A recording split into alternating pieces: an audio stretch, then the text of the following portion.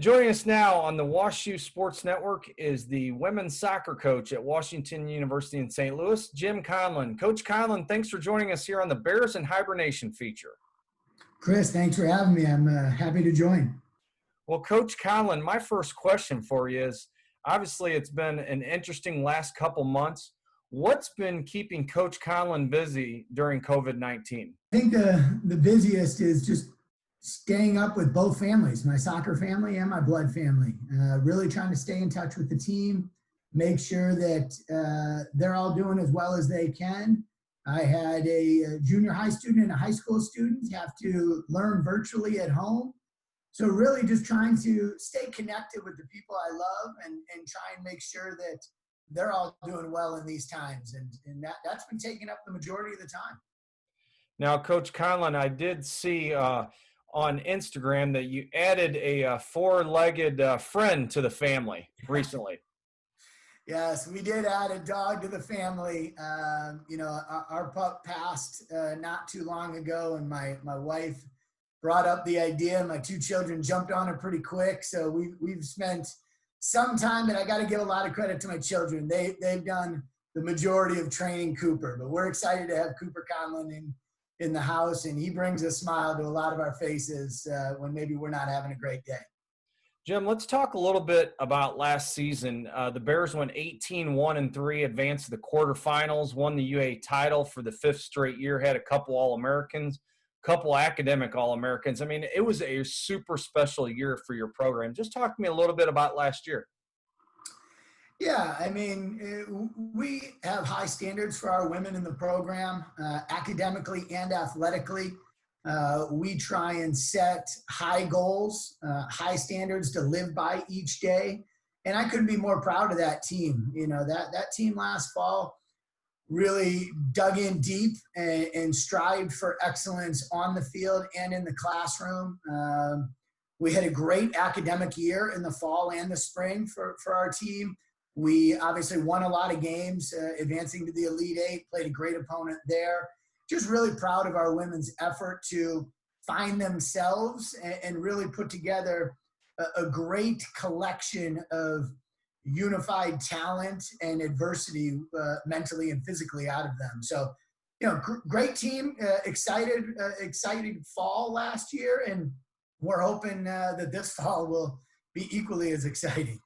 So, Jim, as part of our Bears in Hibernation feature series that we do each week with our coaches and some of our student athletes, I like to kind of go back into your playing days. So let's switch gears a little bit. Let's talk about Jim Conlon's playing days.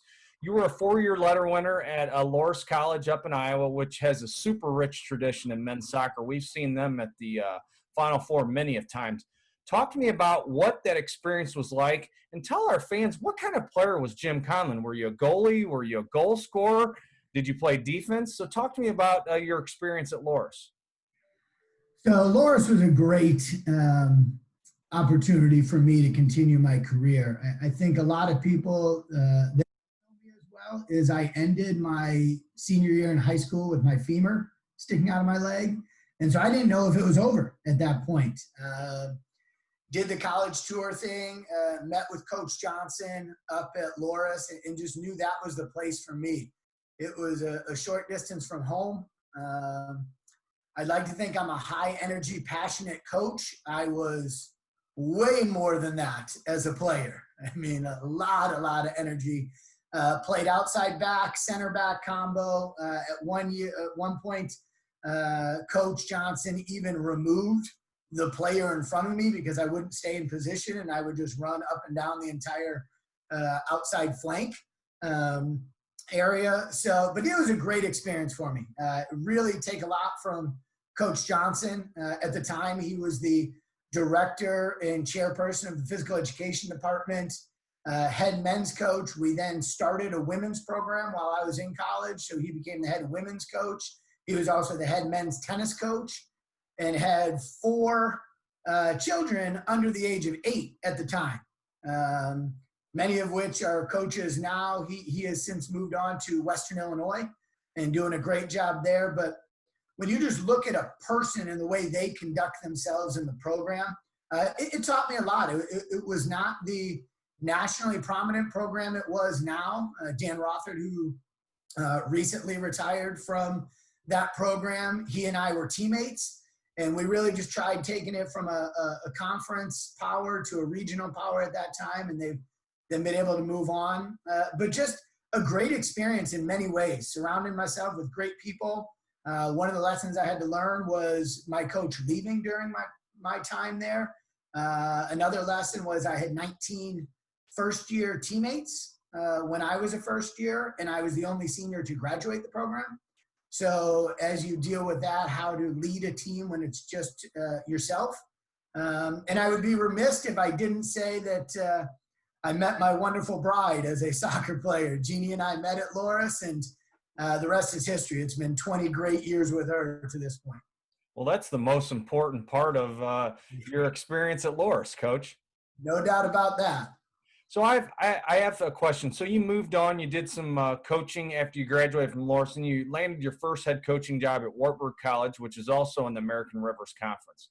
Now, Jim, I see the passion that you put into working at WashU every single day, trying to make our women's soccer program the best it can be. How in the heck did you coach both the men's and women's soccer teams at Wartburg? Now, I know you did not have 2 kids and a 4-legged friend running around the house, but how did you coach both teams at Wartburg and, both of them competed at a national level? Yeah, the year 2000 was a very interesting year. I got married in early August that year, and then started preseason with both teams. But again, I got to give credit to 2 of my mentors, Dan Rother and Eric Johnson, because when I was a player at Loras, we saw that one coach could coach the men and the women. And then when I was an assistant coach at Loras, that's what we were doing. We were running 2 programs. So when I took over at Wartburg, it's really what I knew and what you want to do. And I got to steal the words of Coach Stiles here at Washington University with the track and cross country and teams. You get 2 teams, 1 family. And that's what you try and build is a respect for each other through the game, but more importantly, through their differences. And you work hard. We started with our 2 rosters combined were 26 people in 2000. And then when I left in 2007, both rosters combined were a little over 70. So we were really able to get a great group of men and women at Wartburg to not only compete and want to strive for a higher level of excellence, but really be bonded by their differences and really, really, really create lifelong friendships. Had a chance to catch up with many of them via Zoom a couple weeks ago.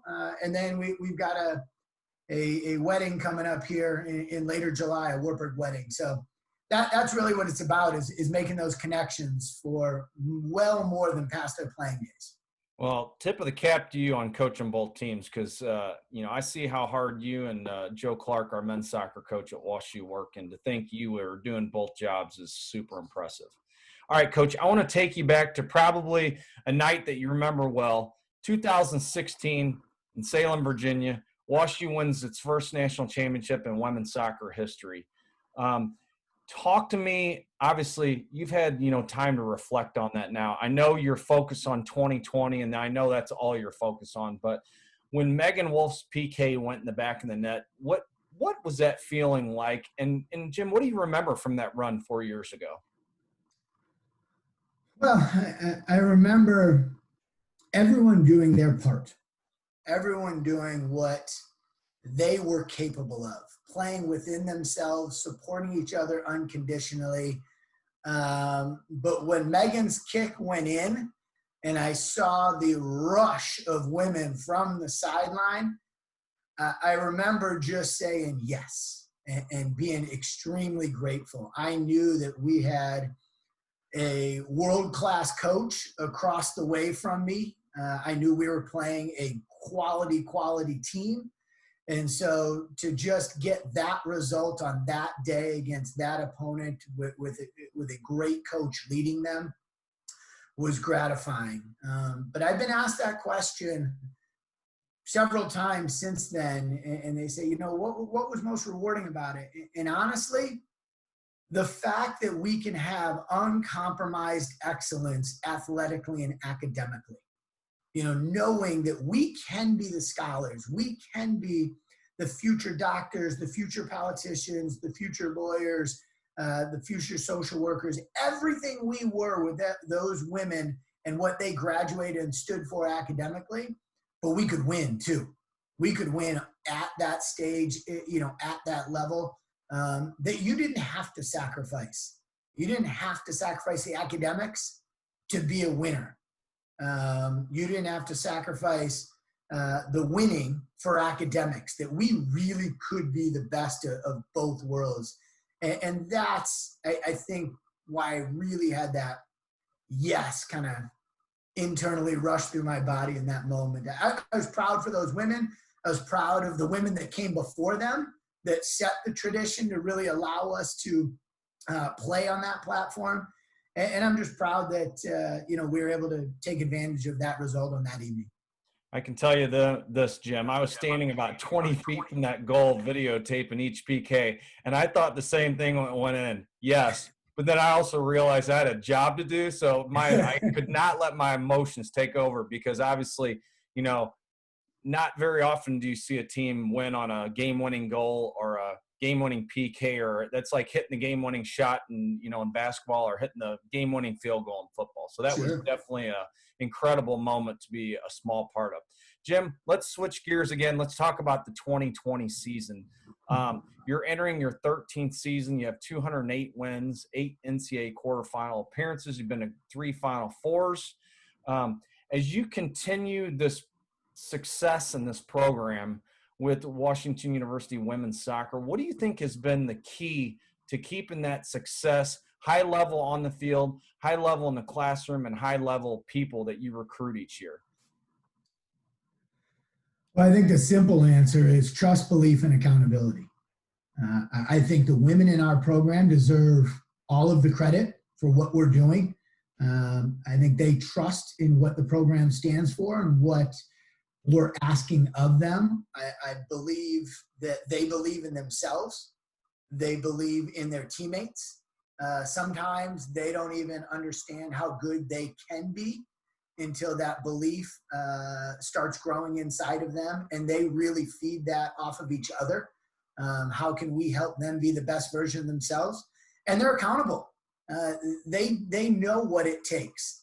So the short answer is trust, belief, and accountability. And our women really have done a great job of supporting each other to become the best version of themselves as an athlete, as a student, as a human being. And I think that's really what drives the success, is the passion for each other, not so much just the passion for a result.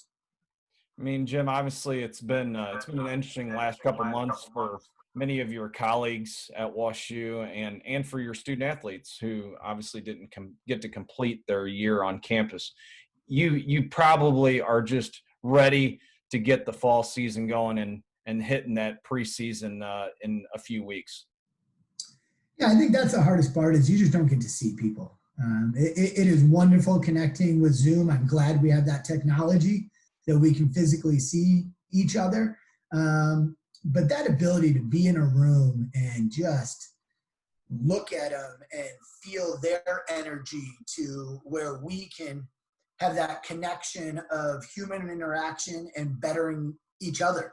I'm a better person, I'm a better coach because of the players and coaches that I've surrounded myself with and that we have in the program. I like to think our players are better for sitting in that room around the coaches and around the players to make them the best version of themselves. So I think we're just itching. I'm appreciative of all of the medical workers out there that are trying to keep their community safe, and I'm thankful that everyone is trying to slow this curve and this pandemic across the country, and really grateful for the administration at Washington University.